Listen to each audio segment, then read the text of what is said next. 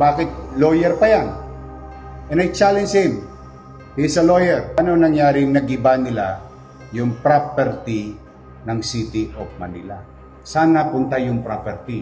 Yung mga bakal. Pag-aari yun ng Lungsod eh. May pananagutan pa yun sa CGSO. O tapos biglang tatanggalin nila yung mga daycare center at saka senior citizens office ng City Government of Manila. O ngayon, I challenge Congressman Joel Chua to investigate himself. Sinabi ko na sa inyo eh, may gobyerno sa lungsod ng Manila and it is called City Government of Manila, not City Congress of Manila. Sa totoo lang, o ngayon pinaresto ko lahat yung mga tao doon at kinukumpiska namin yung mga gamit. And now we're doing what we need to do. Tingnan natin kung may masampulan. Yan ang kung bakit ako nalulungkot. Hindi pa nadala itong mga congressman. Iniimbestigahan na sila ni Presidente. Nagka-leche-leche ang flood control sa buong Pilipinas sa pakikialam ng mga congressman. Sino may sabi? Secretary Bonoan. Di ba? Inamin na nila eh. Ang trabaho ng congressman gumawa ng batas, hindi magpagawa lang ng kung ano-ano. O ngayon, kung magpapagawa kayo, katulad ng ibang congressman dito, na nagpapaalam, humihingi ng permiso sa building official o sa city engineering, ina-aprobahan naman namin eh. In fact, I'm gonna tell you, yung di masalang, di ba isasara, gagawin ng DPWH, o humingi ng permiso sa amin, o nagbayad ng buwis, 504,000 pesos. Anong ibig namin sabihin? Pag magpapagawa kayo, humingi kayo ng permit, building permit. Ang higpit-higpit dito dati, nung araw, 30 square meter, 50 square meter, pinahihirapan nila para bigyan ng permit. Pero itong bilyon-bilyon, daang-daang milyon na project, hindi humihingi ng permit sa city government. O now, I'm calling the attention. And you tell him this. Oh, lumabas siya ngayon. Lumabas siya. Bakit lawyer pa yan? And I challenge him. He's a lawyer. Pwede ba magpatayo ng building ng walang building permit?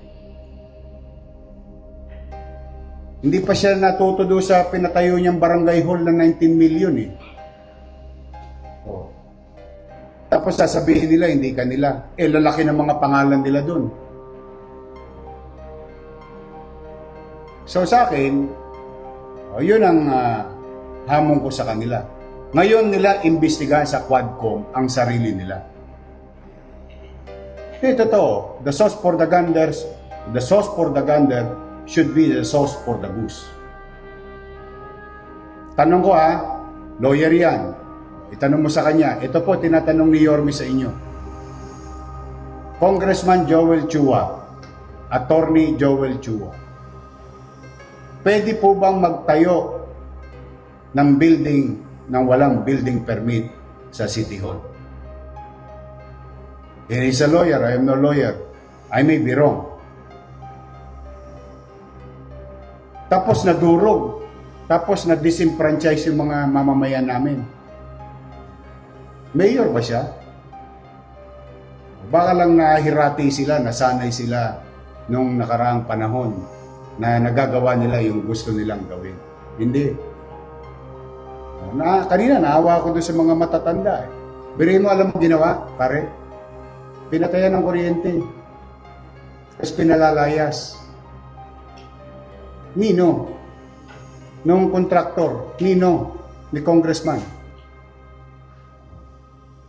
O, dahil sa wala silang permit, pumasok sila sa amin, sa property namin, kaya ngayon, nilock namin yung at pinakakasuhan namin. O, ngayon, hinahanap namin kung ilang milyong piso yung property giniba nila without, ito pa isa, Congressman Joel Chua, pwede bang mag-demolish ng walang demolition permit? That is my challenge to them. Or you tell that to Congress. Sinabi ko na in-interview na nga ako sa bilyonaryo, kung naalala ninyo. Sinabi ko na yan, nagpa-abiso na ako. Baka kala nila, mga superman sila dyan. Basta ako, may pananagutan sa taong bayan. Abusado yan mga katulad yung isang congressman pa doon sa District 2, yung Sunog Apog Pumping Station. Wala rin. Yan ang nangyayari, base doon sa tanong mo, bakit hindi mag-iinit ang ulo ng mga mayor? Bakit? Pakiramdam nila kasi, sila na ang pinakamakapangyarihan na taong gobyerno sa buong Pilipinas. They can do what they want to do because they are congressmen. They can investigate who they want to investigate because they are congressmen. On the premise of what? Good governance. Uulitin ko. Good governance. O sige. Pwede ba mag-demolish ng building ng gobyerno nang walang demolition permit? Pwede ba mag-construct vertically, horizontally, nang walang building permit? He is a lawyer and I challenge him directly. Sabihin niya ngayon kung alin ang tama at mali. Baka mas magaling siya sa akin kasi lawyer siya. Iyon ang ko. Kaya ako talaga, basta ako, poproteksyonan ko ang karapatan ng mga taga Maynila because that is my obligation. Now, kung hindi sila hihinto sa pang-aabuso nila sa kanilang kapangyarihan, papapanagutin ko sila. Hindi ako, wala akong no hard close ako sa kanila. Sa totoo. May gobyerno na sa lungsod ng Maynila. Nung araw, baka nagagawa nila, nabobola-bola nila yung mayor.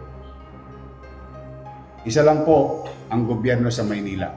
Ang pangalan, City Government of Manila. Headed by Local Chief Executive. Tapos, ang usap. Ayun po ang tugong ko dyan. Kaya ganyan ang damdamin ko. Thank you, boss. Thank you guys. Okay, thank you. Thank you.